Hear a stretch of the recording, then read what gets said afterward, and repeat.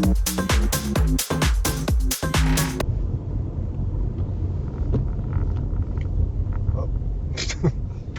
other people here. What the fuck? We're in the Whistlepipe Gully today, which is in the Mundy Regional Park, which is in Forrestfield. But we'll also be trekking through the tiny Lesmurdie Falls National Park while we're here as well. Pretty short hike today, only about 7 kilometers. But first hike with Annika. Say hello, Annika. Hello, Annika. Very good. So, as you can see, this is the car park. We're here pretty early. It is, I don't know, about 6:30 in the AM. Because this place does get extremely busy. And as you can see, there are already, I should say, a few other people here. So we're gonna head up this former driveway. And I was about to say, I'm hopeful that the water is running, but I can already hear it. Not sure if you can hear that. So to figure out, because it is late November as I'm filming, it is the 23rd of November today. And I was hopeful that there would be water running. A bit of a cool hack, I went on Google Maps, and if you click on latest images, it sorts them by date. And there were photos of water running from this month sometime. So yeah, which is good. It's also pretty rainy this morning. It rained on the drive down here. So again, hopeful that will keep some people away. And I've got a set hike on my watch. Let's do that right now. So I never did figure out what this brook was called, although I guess I didn't investigate it too much. But apparently it drops 200 meters of elevation running towards the city, running down the scarp, which we'll basically be hiking up today, at least a good portion of it. This eventually empties into the Canning River. Along the hike, we should see Jarrah and Marri forests. Nice. That's only the second lot of shit I've seen. There we go. Some water. I would zoom in on it, but you know how shit the zoom is on this thing. But like I said, this used to be someone's driveway, which is kind of hard to see now, but I believe the further up we get, the more apparent that will seem. Annika just said, now it looks like a driveway. I'm not sure if her talking is coming up on the microphone since it's currently lapelled to my shirt. But as promised, we do have the remains of a driveway. Isn't that cool?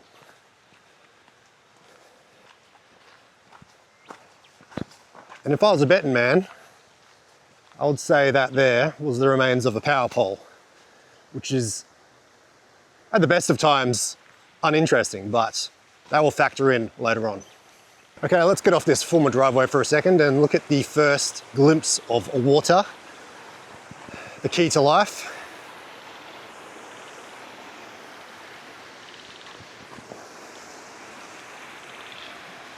Yeah, it's a bit slippy.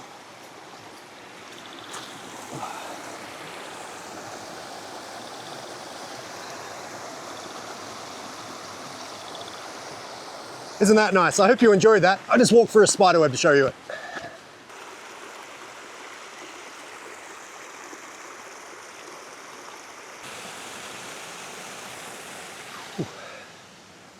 Well, this would have been a cool driveway to drive up every evening after work or after going down to Coles, or whatever it is that people do.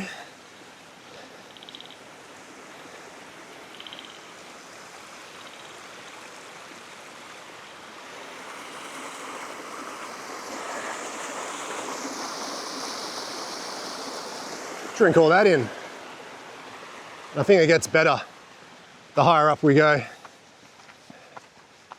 living in hope it's in front here. I did read that there are quite a lot of frogs around here. Yeah. Actually, shit, I can hear them, to be honest. That's what I just said. Oh. All I heard was, I can't wait to see a frog.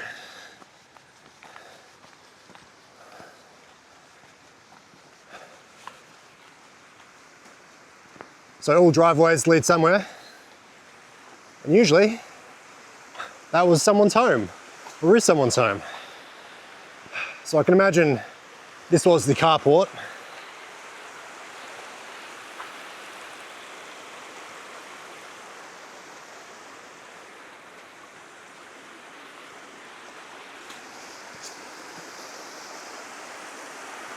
Okay, so there is quite a story to these ruins. What we're looking at now is the remains of the Wallace Greenham house. This was a concept house built in a traditional Japanese style. Greenham himself was the architect, but this was also his home. As you can see, it was built into the existing boulders to integrate with the natural state of the location. It even included what was, quote, a cave-like structure on one side, and the whole complex was connected by bridges and walkways. This is a style known as organic architecture. Let's see if we can get to the other side. I'm trying to think of the best way to do this. Obviously that's quite slippery and running pretty ferociously. Maybe we should try up here. Oh, it's gonna feel me falling.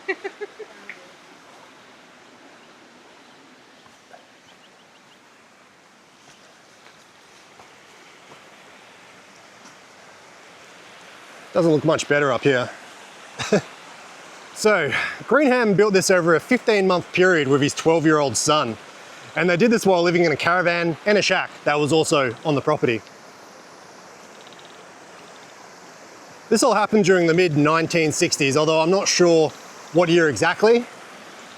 You look up Landgate imagery, it's not here in 1965, and then it's suddenly here in 1970, so somewhere between those years. So, obviously having a big raging brook running through your property is definitely a cool feature, but this is one he utilized. So he actually built what was called a pelton wheel.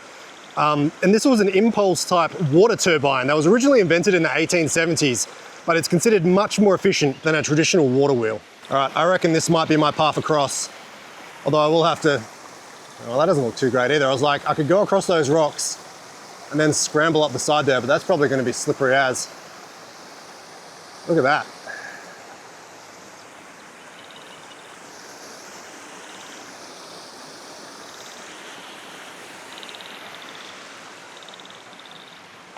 I really want to get to those other ruins.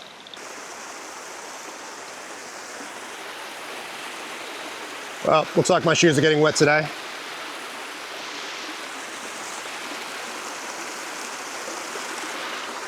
Whoa.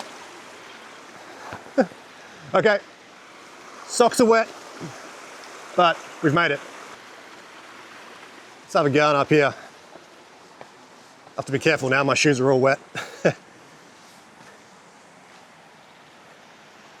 So here's an example here of a side wall being built into the rocks. Maybe this was the cave-like structure. And here was the bog. I actually have a really great photo of this bathroom. You wouldn't be able to tell if it wasn't for this tile work. So back to the water wheel. I have no idea how many watts it outputted, but I'd hazard a guess it probably wasn't too much, maybe enough just to run the lights. And I do have in my notes here that I'm not sure if they had power lines running out into the property, but like we said, I'm pretty sure I saw one, although that may have been a telephone pole, who knows. But we also have to consider that this brook does not run year round. I'd imagine it doesn't run during the summer months, but it must run a decent part of the year considering we are in late November. So I've read other descriptions of the house. They include features like a central fish pond, trees growing out through the floors, slanted wooden ceiling beams. There's another bog, so it had at least 2 toilets. But yeah, you know, stuff like that. And there is, not like this camera's gonna pick it up, but there is a pretty decent view of the city over there. So why is this all ruins today? Well, the land was acquired by the Metropolitan Regional Planning Authority in 1967, but the family were permitted to continue living here. However, this living arrangement wasn't ideal, and Wallace and his family moved out sometime in the 1970s. And then, as you can see, the house was unfortunately demolished in 1981, which sure is a shame.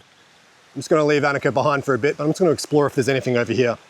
Okay, so there is the driveway there. So as you can see, if you come to the other side of that bridge I pointed out before, you can come straight up here. So let's head back to the house and Annika. So in the following years, Greenham lived quite a colourful life. He divorced and remarried several times, and he eventually lived in a couple of communes in both Bunbury and Chidlow. There's a great article about the Bunbury commune on a website called the Fulcrum Agency.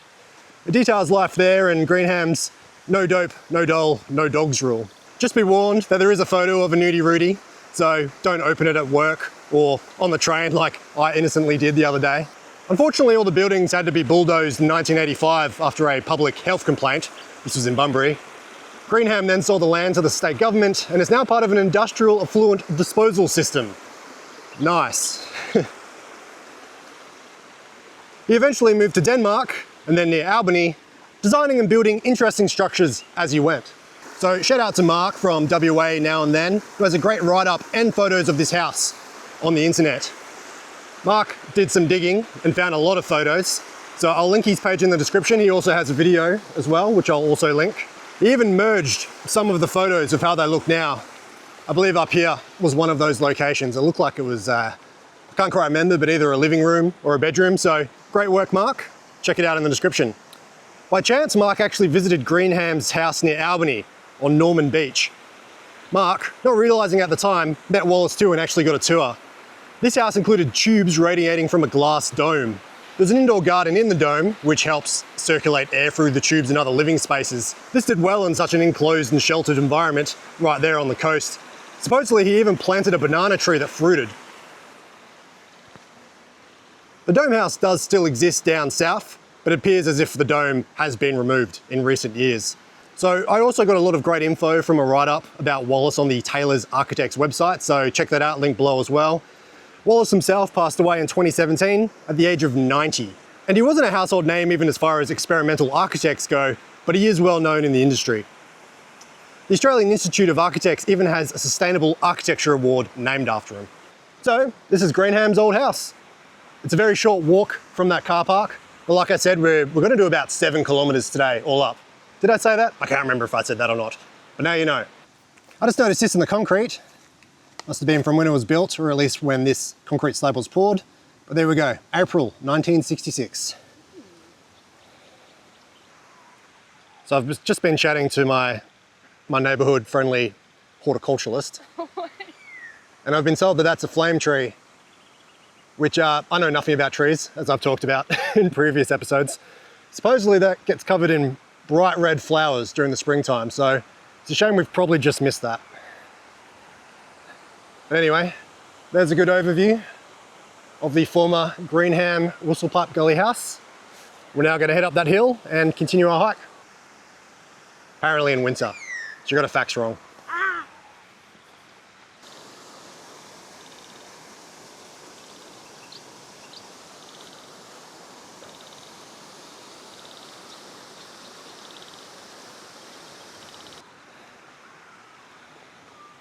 Okay, up we go.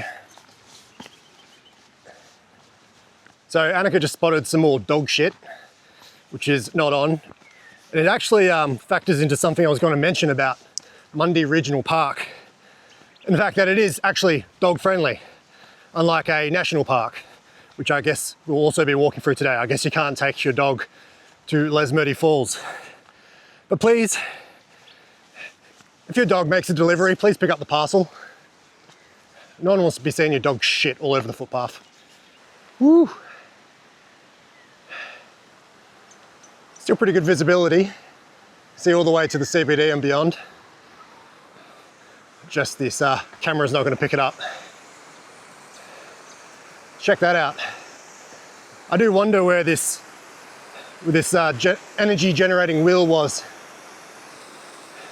It's certainly running the strongest down there and then through there. What a cool place to live. I bet they're absolutely spewing when the authorities acquired the property, even if they were still allowed to live there afterwards. But on the plus side, it means everyone can now enjoy it for free. So you take some, you lose some, you win some, you lose some, you take some, you give some. Yeah, anyway, we're now getting into the thick of it, as they say. That's what Annika says.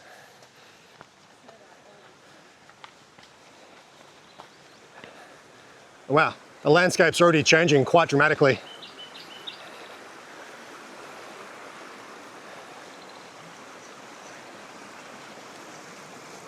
Wow, so I was hopeful that there was going to be water, but I wasn't actually expecting there to be this much water, which is really cool. So I should come back here in the winter sometime and see how it compares when we've been in the midst of a rainy season. But having said that, it has been a very rainy winter, so that may be part of it also. All right, let's Nathan Drake under this. Oh, circle button, circle button. Oh, there we go. She did it much more elegantly than I did, but I've got the backpack on. Someone has to carry the drone. So just real quick while I think of it, this is the track we're following. You can find it on all trails, which has basically been my Bible for this hike and the two previous. It's called the Whistlepipe Gully and Lesmurdie Falls Loop, 6.76 kilometers. And it is a little bit hilly. It says about 278 meters of elevation gain. Oh, this just keeps getting nicer and nicer. Nothing nature involved, just a Pokemon. Hasn't seen a frog yet, but there are Pokemon out here. So believe it or not, we are absolutely surrounded by suburbia right now, which is why it gets so busy. Like I said, you can rock up at 6:30 in the morning on a Sunday, and I've already seen a couple of people. I saw some guy going for a jog, good for him. Saw another woman having a hike, good for her. But if you rock up this early and it has been raining, you should, for the most part, get it to yourself. Although I do wonder how busy the Lesmurdie Falls will be by the time we get there. We're still about 3 kilometers away from that, which doesn't seem far, but the track's like this the entire time. It's probably going to take a little while. So we have bits of track like this, but they are made up by walking along a brook that looks like this. Look at that little skate ramp. Fantastic. Drinking that in? Me too.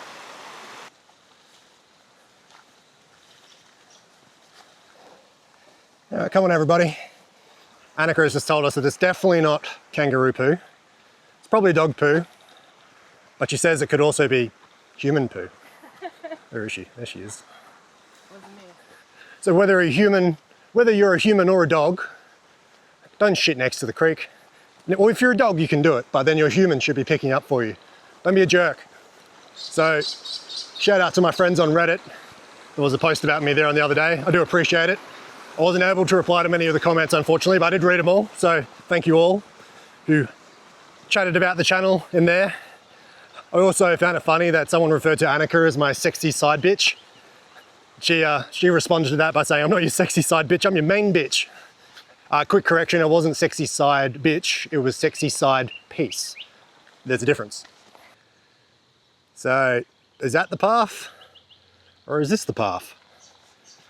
This is still following the brook. What does the old trusty all maps, all trails say?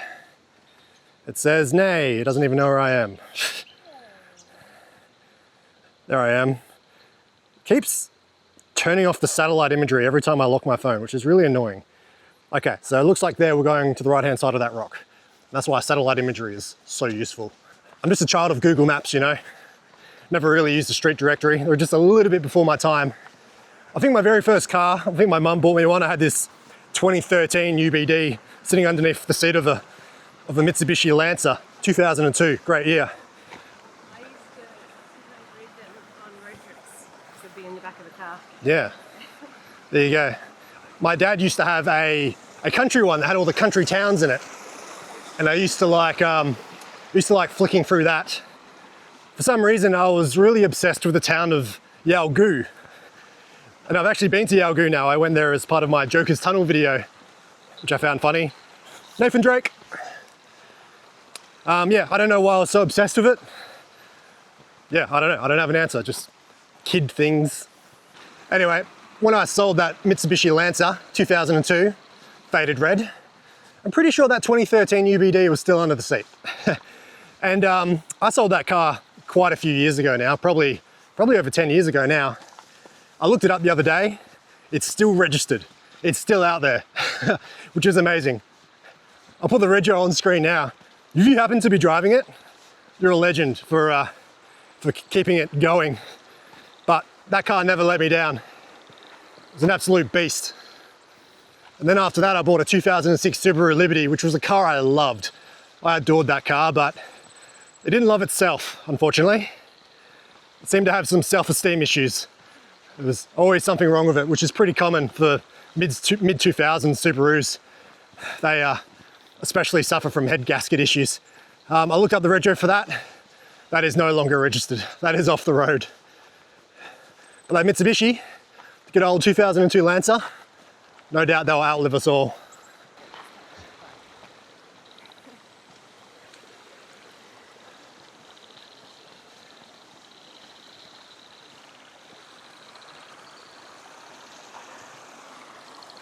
Already, out of the 3 hikes I've been on this channel, this one's definitely the most scenic.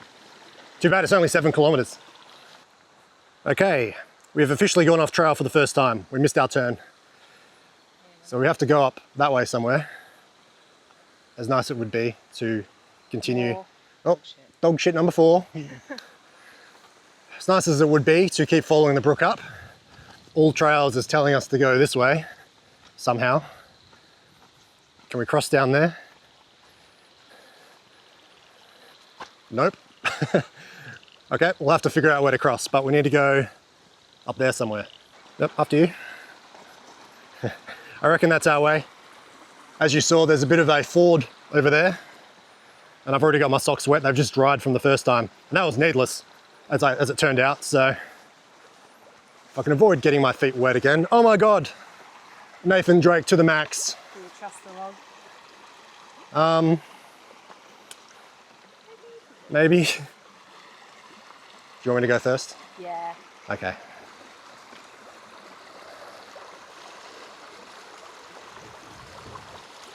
Woo!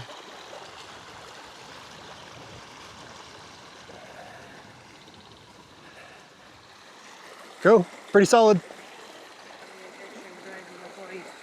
So if you play the original Uncharted I have. as Nathan Drake, whoop, I just got caught on a bush, sorry. They were really pushing the Syaxis controls with the brand new DualShock 3 controller. So as you're going across a log, you actually have to move the controller like this. Otherwise he falls off and dies in the stream and someone yells, Drake! Okay, we're back on track. There's the ford. The sign's actually pointing to the left there, so no doubt there is a much more sensible way to cross. But walking across a log's pretty fun. Can't say I've ever done that before.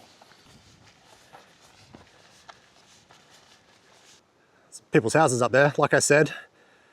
You wouldn't think it, but we are actually surrounded by suburbia. Enhance, editor Brendan. So, on the last hike, when we were in Wallyunga, I was having a little bit of a whinge about my pants. Hold on, let me just show you some stuff. So we got some people who have some fantastic views from their houses. We do have another water course. But obviously not much going on with this one today. To be honest, this is kind of what I expected. So, with the main brook. So I'm glad that wasn't the case. Anyway, back to my pants. Whoa, look at that view there. So, the last couple of hikes I've done have been in Adidas track pants. More or less. Very nice pants. I think they cost me about 200 bucks. But while they are great pants, just wear down to Kmart or whatever, down to the pub, you know, not so great for hiking. So I was eyeing off some Patagonias, but not on special. They were about 170 bucks. So I thought, I wonder if there's any cheap knockoffs on Amazon. So Speaking of Amazon and Wollongong, when we went to John Forrest's rock cairn, as I've said, I'm a surveyor. I work for a surveying company, and they have they call it like a photo bomb competition.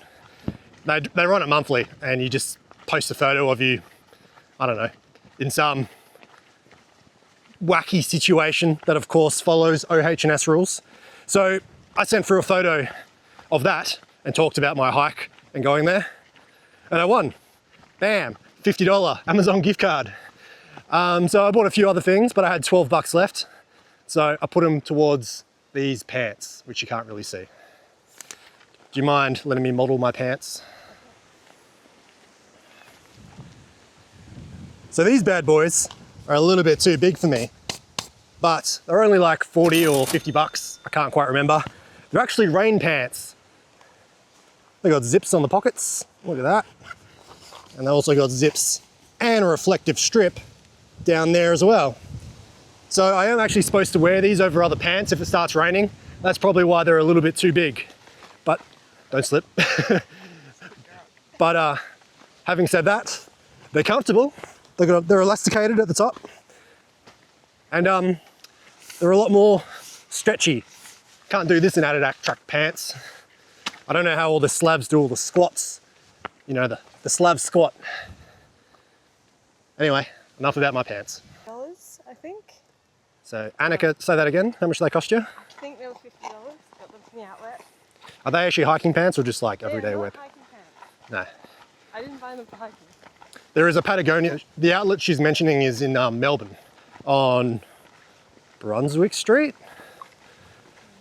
So, one of those streets. Might even be Smith Street actually. I think it's Smith Street. Anyway, the stuff in there is pretty well priced. But me just being a regular sized dude, everything in there is way too small or way too big. Last time I went in there, I couldn't even find like a t-shirt. All the t-shirts were extra, extra small or extra, extra large. So that's the curse of being a 6'2" white male.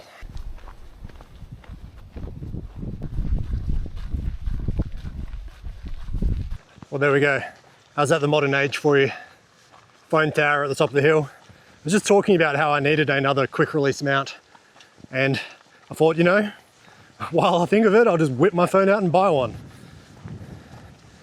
The wonders of the 21st century.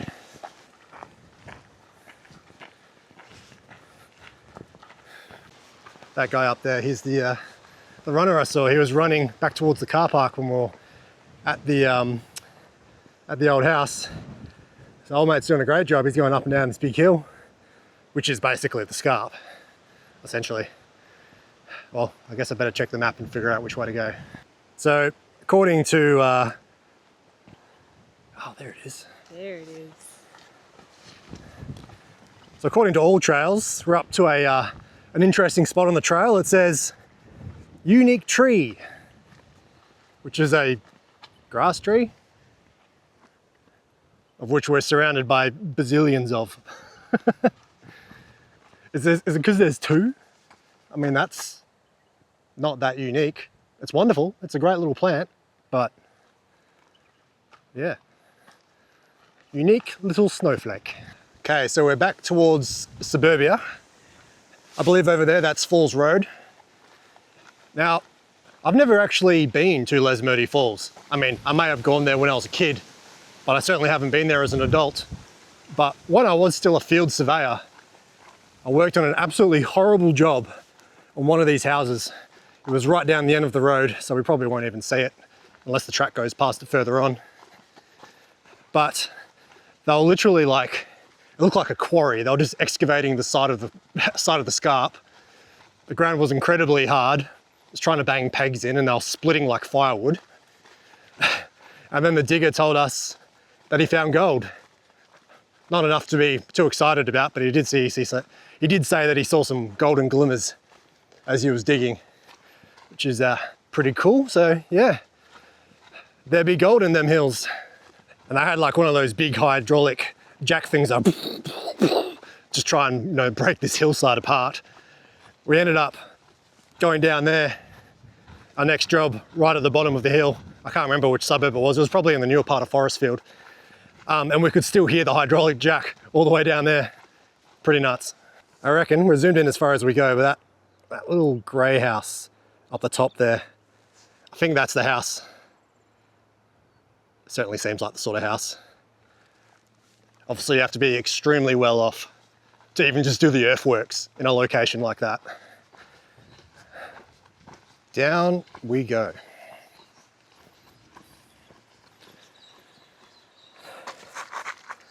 All right, this is super slippy.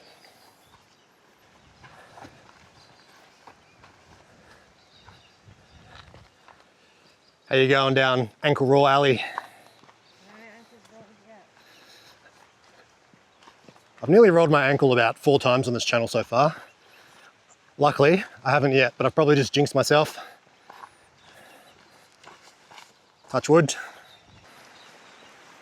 Okay, we must be in Lesmurdie National Park, or Lesmurdie Falls National Park by now, I should say. We've hit the watercourse. Well, it would be a different watercourse, obviously. Bit of graffiti there on the rock. You know how I love that. Dog shit and graffiti, the 2 things you want to find in a national park.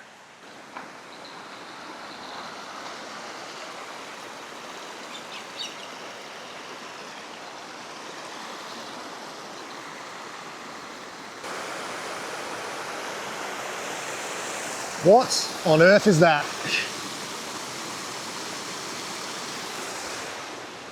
Let me know in the comment section if you know. There we go, you can pause out and have a read if you like. But this brook at least is called, unsurprisingly, the Lesmurdie Brook. And it will head down this hill until it gets to the Lesmurdie Falls, which is just a little bit further along. So it's currently 20 past 8. So I can imagine there'll probably be a few people around by now.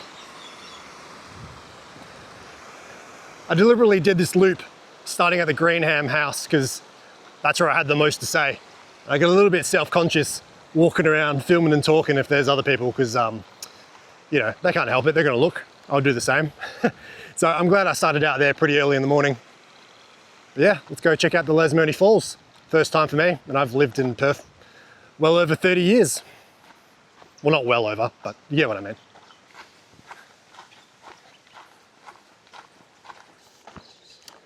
Okay, we have infrastructure. And with infrastructure comes other people. Not too busy, so there you go. For those who want to know, you rock up at about 8:30 on a Sunday. Shouldn't have any issues getting a car park. Or a seat at the bench. Yo, we've got concrete. This feels so good after walking over rocks and slippery gravel.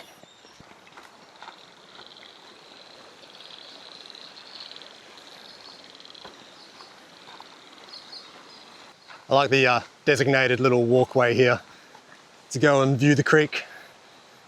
You view the creek, but only here. And I do find that funny, but I can see why they do it. Obviously, they're trying to keep this place natural looking and probably trying to regenerate the growth. You know what people are like. People probably just stomp all over the bush if they can.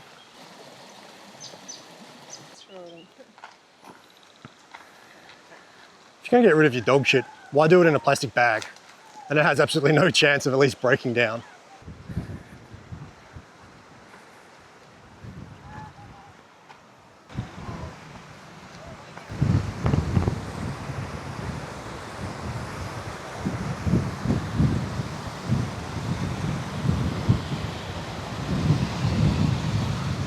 I don't think I'll be flying my drone.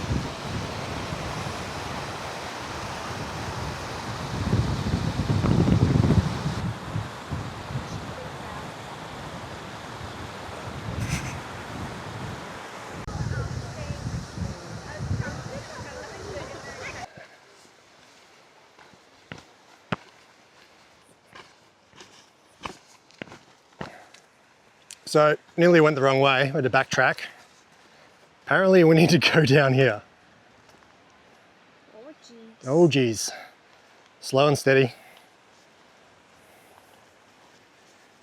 Oh, this is a proper scramble. easier going down than up. Although it's not really that easy going down either.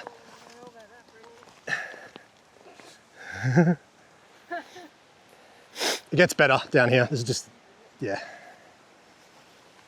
Ooh. Luckily we are in a loop, so we don't have to go back up this. I don't even know if I mentioned that, but yeah, this is a loop. Ooh, be careful, slow. Keep yourself low to the ground. I'm not really tall, so that's pretty easy. Yeah.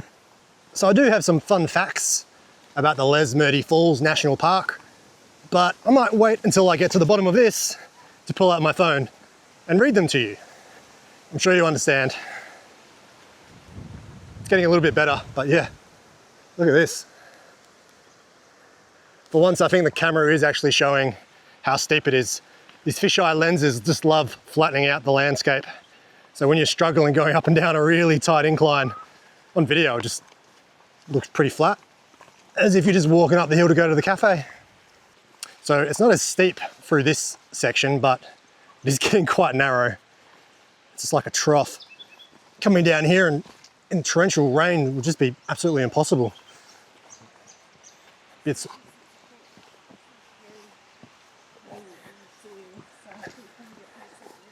yeah, I don't know if the microphone picked that up, but Annika was just saying, or pointing out that it is very clay-rich material, so it'd be a big old slippery slide.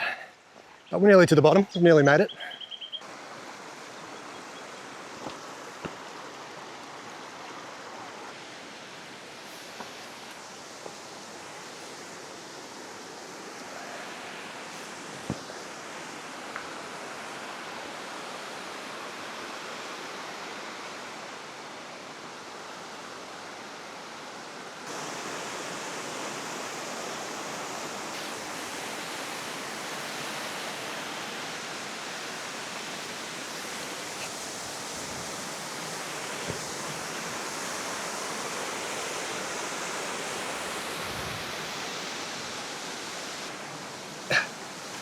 It's amazing I've never been here.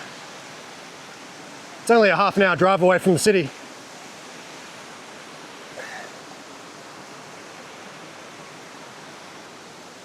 Whew.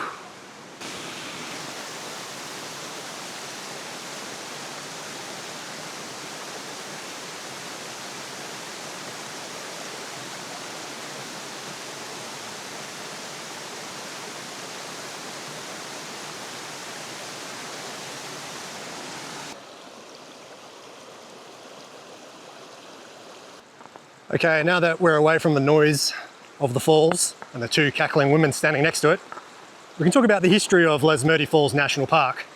But there isn't really too much to say. But this land was originally owned by John Daniel Manning, who I meant to look up. I assume Manning Road's named after him. I'll put yes or no down below. He used it for cattle grazing, not for leisure. However, as early as 1910, facilities were set up for visitors wanting to enjoy the falls. I nearly fell over. It's hard walking along a track like this and reading off a script at the same time. So the trail's getting more busy. I'm only trying to read 2 paragraphs and I keep coming across people in the distance. So, like I was saying, facilities were set up in 1910 for visitors wanting to enjoy the falls. And then the land was formally resumed for a national park in 1933. And this is just when car travel was coming popular. Everyone was buying a car.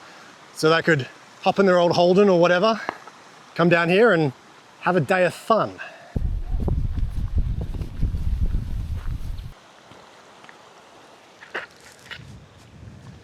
So as we can see, the car park down here is already full up. It's currently just before 9 o'clock. So I reckon if you came down here at about 10 o'clock, you'd be stuffed, especially since the weather is now behaving. It was a good day for the ducks and the frogs. Now it's a good day for people wanting photos for Instagram. So as you can see, we are currently walking down a road, and this is part of the trail that's on all trails, which I can't say I'm too fond of. It's a pretty tight road. There's no footpath, but I guess there isn't any trails that join this bit up to the to the sort of west side that gets us back to our parked car.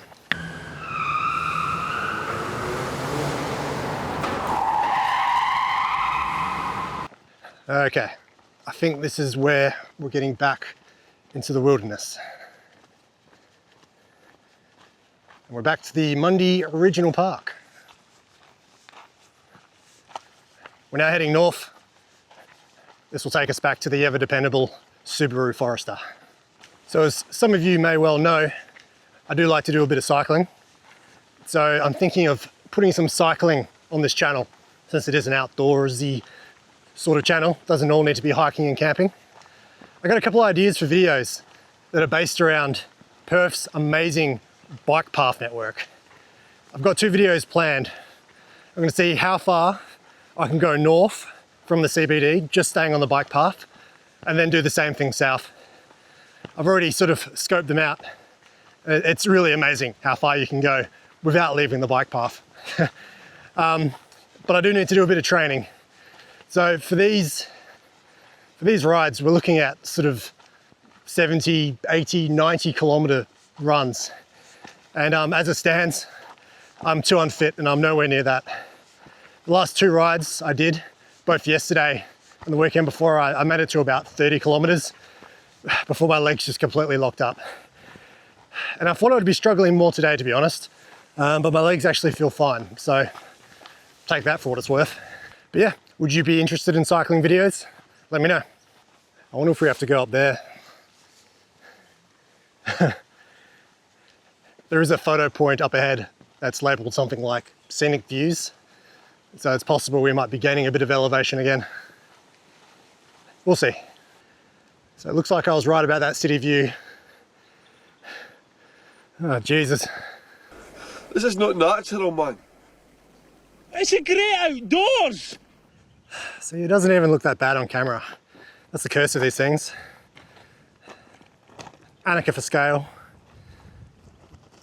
You might need a rope. Again, the zoom is going to do me a dirty. There's all these jacarandas that are all blooming down there. Blooming, is that the right word? Flowers are blooming. Pretty great view. Too bad about the high voltage power lines kind of cutting across it, but that's what you get for living in the modern age. We all can't have a pelton, hydraulic, whatever it was called, water wheel going through the middle of our house, can we? I can't. There's no stream running through my house. I jinxed myself by saying that my legs didn't hurt, because I do now. At least it was a very quick way up, quite steep, very slippery, but I don't know if that's worse than just a gradual incline. It probably is, but at least it's over and done with quicker. That was actually a bit of a false summit, but at least the worst of it seems to be out of the way. So I do just want to quickly talk about this channel over the next couple of months. Obviously we are coming into summer. It's right at the end of November as I say this. Am I zoomed in? I was zoomed in. I thought my head looked a bit large on the screen. So ideally I probably should have started this channel like 6 months ago, because it's going to get really hot and it's going to stay hot for months, which obviously impacts how I make these videos. So I'm just going to take it as it comes, but I do have some smaller, quicker hikes, but in very interesting locations. So I might start with those on the warmer days and see how we go. Oh. I love the scarp. I grew up on top of the scarp, so it's a view that I am quite familiar with. It's always breathtaking every time. It's amazing, we just have this big long observation area that just runs the entire length of the city. That's really cool geology. And we're still not to the top yet. Hello and welcome to another episode of Brendan Whinges about not being on top of a hill yet. Thank you so much for watching. Jacarandas everywhere. Everywhere you look, or at least where I look, you probably can't see them. But that's definitely a +1 for Forrestfield. So if we so choose, we can follow that track to go back to the unique tree. But let's head back to the car instead. We'll come back and revisit the unique tree another time.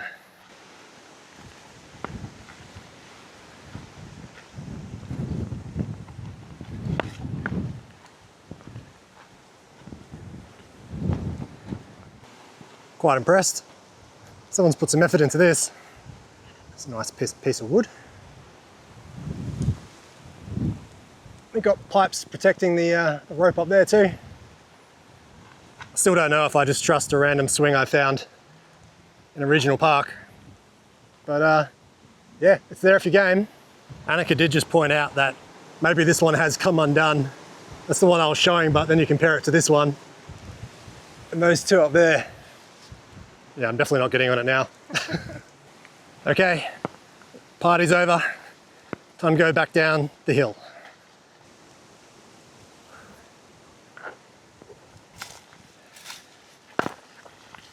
I love a good water tank. That reminds me, there's a few locations in the wheat belt where they have these huge old water catchment areas with these big concrete water tanks, but they're built on these big huge rocks, which are basically natural ways of collecting water, which the First Nations did for tens of thousands of years beforehand. But they've since built all sorts of like walls and other channels and stuff. Pretty cool, and a lot of them have campsites right next to them, so I think eventually I'll head out and check those out for a video. So the hike was supposed to be under 7 kilometers. And according to my watch, we're just about to hit 8 kilometers. I guess there was a bit of back and forth at the waterfalls, and I also walked around in circles at the Greenham house originally when I was there filming that segment, so I guess maybe that added to it. We only went in the wrong direction twice. There we go. It's going on about 8 kilometers now.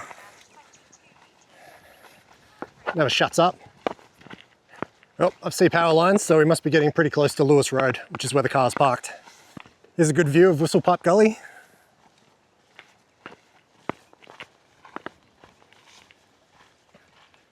Pretty cool. And I can see the car park. You probably can't see the car park yet, but there's quite a few more cars there now than there was when we parked. There's cars parked along the road too. I knew this place would get busy. I actually saw that on Landgate imagery when I was sussing this route out. There's no cars parked there on Google Maps, and on Landgate it's absolutely packed.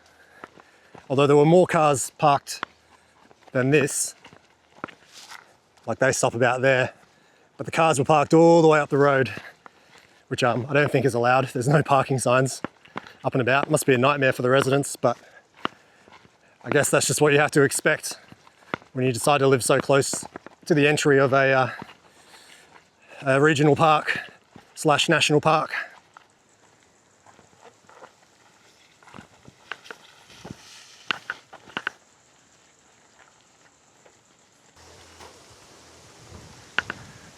And there we go, we're done. Thank you so much for watching. That was a really cool hike. Like I said, it's really close to the city, but it's not exactly a hidden gem. Just about everyone in Perth seems aware of it. Like, we've arrived back here at 20 to 10, and I just realized I got to finish the little thing on my watch. Yep, so what I got 8.35 kilometers. What do you have? 7.65. Yeah, so I did a little bit more walking around. So it looks like I had an elevation gain of 324 meters. I think that might be the highest one yet. I think that was higher than Wallianga. I can't remember off the top of my head. So yeah, again, thank you so much for watching. If you like this, please hit the like button, subscribe. That really helps me out in the algorithm. Share it around, tell all your mates, tell your mum, tell your dog. And also you can hit that hype button as well. That's the last thing I'll add. That's a pretty new thing. I think it's only on mobile, but that helps smaller creators like myself, and it's free to do. So whack that hype button. I thought you said a hike button. Hike. I thought you were being funny.